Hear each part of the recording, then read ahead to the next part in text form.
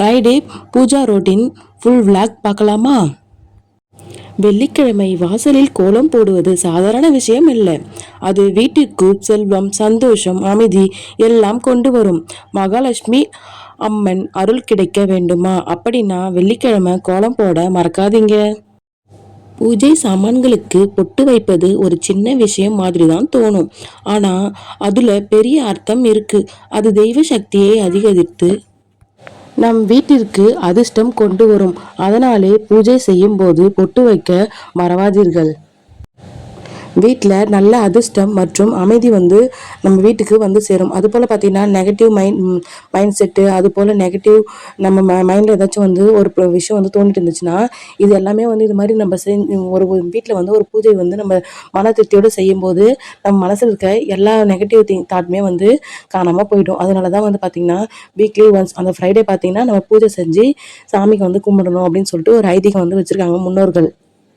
பார்த்தீங்கன்னா எப்பவுமே எவ்வளோ இப்போ உடம்பு முடியலனா கூட சரி, இந்த வெள்ளிக்கிழமை பூஜை பண்ணுறது எனக்கு ரொம்பவே ஹாப்பியாக மைண்ட் ரிலாக்ஸிங்காக இருக்கும்.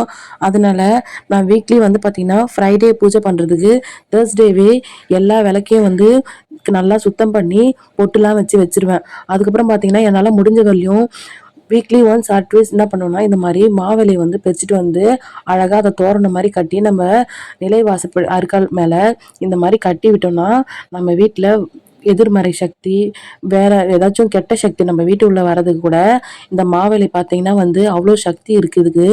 இது நம்ம காய்ஞ்சா கூட தூக்கி போட வேணாம். இதுல அவ்வளோ ஒரு மகிமை இருக்கு. அதனால இது அப்படியே கூட காஞ்சிடுச்சுன்னா கூட தூக்கி போடாம அப்படியே கூட வச்சு ஒரு 1 மந்த் 2 மந்த் அந்த மாதிரி கூட யூஸ் பண்ணிக்கலாம். நான் பார்த்தீங்கன்னா எங்க வீட்டில் எப்பவுமே மாவேலி தோரணம் இருந்துகிட்டே இருக்கும். பார்த்தீங்களா, பழசை கட்டி அதுக்கு தூரத்தை எடுத்து கீழெல்லாம் கால் மறிக்கிறதுல போடக்கூடாது. அதை எடுத்துட்டு போயிட்டு ஏதாச்சும் ஒரு செடி கீழே அது மாதிரி போட்டு வச்சிடணும். படைக்கிறதுக்கு முன்னாடியே நம்ம அதாவது சாமி படைக்கிறதுக்கு முன்னாடியே புது மாவிலையை இந்த மாதிரி கட்டி அழகா தோரணம் மாதிரி என்ன பண்ணணும், அதுல குங்குமம், மஞ்சள் எல்லாமே வச்சு அங்க கட்டி விட்டுடணும். அதுக்கப்புறம் பார்த்தீங்கன்னா எல்லா பூஜையுமே செட் பண்ணிட்டேன்.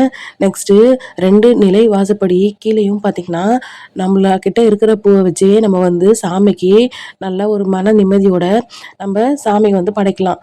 அங்கே பார்த்தீங்கன்னா எங்கள் வீட்டில் செம்பருத்தி பூ தான் இருக்குது. அதை மட்டுமே நாங்கள் வச்சுக்கிட்டேன். அதுக்கப்புறம் இந்த மாதிரி பார்த்தீங்கன்னா அந்த சாம்பிராணி காட்டுற அதில் என்ன பண்ணோம்னா நெருப்பு கொஞ்சம் நள்ளிட்டு வந்துச்சு. அதில் இந்த வெள்ளை கடுகு சொல்லுவாங்கல்ல, அந்த கடுகு நம்ம அதில் கொட்டும் போது என்ன ஆகும்னா நம்ம வீட்டில் இருக்க கண் திருஷ்டி, தீய சக்திகள் இது போன்ற பல விதமான கெட்ட சக்திகள் எதுவுமே நம்மளை கிட்ட அண்டாது. இப்போ நான் காமிச்சேன்ல, அது பார்த்தீங்கன்னா மாதா சாம்பிராணி. இது நம்ம எல்லா ஸ்டோர்லையுமே கிடைக்கும். இது பார்த்தீங்கன்னா கொஞ்சோண்டு நம்ம வீட்டில் ஒரு சிட்டிகை அளவுக்கு அந்த இதில் நெருப்பில் போட்டிங்கன்னா அதில் வர ஸ்மெல் பார்த்தீங்கன்னா நம்ம வீடு ஃபுல்லாகவுமே அவ்வளோ ஒரு பாசிட்டிவ் எனர்ஜி நம்ம வீட்டில் கொண்டு வரும். அதனால அதை கொஞ்சம் போட்டுக்கணும். அந்த கடுகு வெண்கடுகு சொன்னேன்ல, அந்த கடுகு ஒரு ஒரு ஸ்மால் ஸ்பூன் அளவுக்கு போட்டோம்னா அது வெடிக்கிற மாதிரி நம்ம வீட்டில் இருக்க கண்டிருஷ்டி எந்த ஒரு கெட்ட சக்தியாக இருந்தாலும், யார் நம்ம மேலே ஒரு மாதிரி பொறாமை எண்ணம் அது மாதிரி எண்ணத்தோடு நம்மளை பார்க்குறாங்கன்னா இது எல்லாமே நம்மளை விட்டு விலகிடும். அந்த கடுகு வெடிக்கிற மாதிரி இதெல்லாமே வெடித்து சிதறிடும். அதுக்கப்புறம் இப்போ நான் காமிச்சல ஒரு மண் அகல் விளக்கு, அதில் ஃபுல்லாகவே மஞ்சளை நிரப்பி குங்குமம் வச்சு அதில் அந்த கொம்பு மஞ்சள் சொல்லுவோம்ல, அதை அது ஃபுல்லாக நிரப்பிக்கணும். வீக்லி அது 1 டைம் சேஞ்ச் பண்ணணும்னு அவசியம் இல்லை. அதை அப்படியே எடுத்து வச்சுட்டு திரும்ப அந்த அகலை வாஷ் பண்ணிவிட்டு அதுலேயே அந்த மஞ்சளை திரும்பவும் ஃபில் பண்ணி சாமியாண்டை வச்சிடணும். அது எதனாலன்னு பார்த்தீங்கன்னா நம்ம வீட்டில் எப்பவுமே நல்ல ஒரு மங்களகரமான நிகழ்ச்சி நடக்கும். அதுக்கப்புறம் தம் வீட்டில் இருக்கிற இந்த ஒரு மஞ்சள் உங்க வாழ்க்கையே மாற்றும் சக்தி இருக்கும் தெரியுமா? அது மாதிரி தான் இந்த மஞ்சளை எப்பவுமே தவற விடக்கூடாது. நெக்ஸ்ட் பார்த்தீங்கன்னா இந்த இந்த மாதிரி ஒரு கண்ணாடி பவுல்ல கல்லுப்பை நிரப்பிக்கணும். அதுக்கு மேலே ஒரு அகல் விளக்குல சுத்தமான நல்லெண்ணெயை ஊற்றிக்கணும். அதில் ஒரு சிகப்பு திரி போட்டு நம்ம வாரந்தோறும் வரக்கூடிய அந்த மகாலட்சுமிக்கு உகந்த வெள்ளிக்கிழமை அன்று இந்த மாதிரி நம்ம கல்லுப்பு தீபம் ஏற்றி வந்தோம்னா நம்ம வீட்டில் கடன் பிரச்சனை, பழைய நகை அடகு வச்சுருந்தோன்னா அது எல்லாத்தையுமே வந்து நம்ம வந்து திருப்பி வந்து என்ன பண்ணுவோம்னா அந்த நகை எல்லாத்தையுமே வந்து நம்ம மீட்டுடுவோம். எப்படின்னு பார்த்தீங்கன்னா இந்த கல்லுப்பு அந்த மாதிரி வந்து நம்ம வீட்டில் இருக்க நெகட்டிவ் திங்ஸ் எல்லாத்தையுமே வந்து இது பண்ணி பாசிட்டிவ் எனர்ஜி வைப் வந்து நம்ம வீட்டில் வந்து கொண்டு வரும்.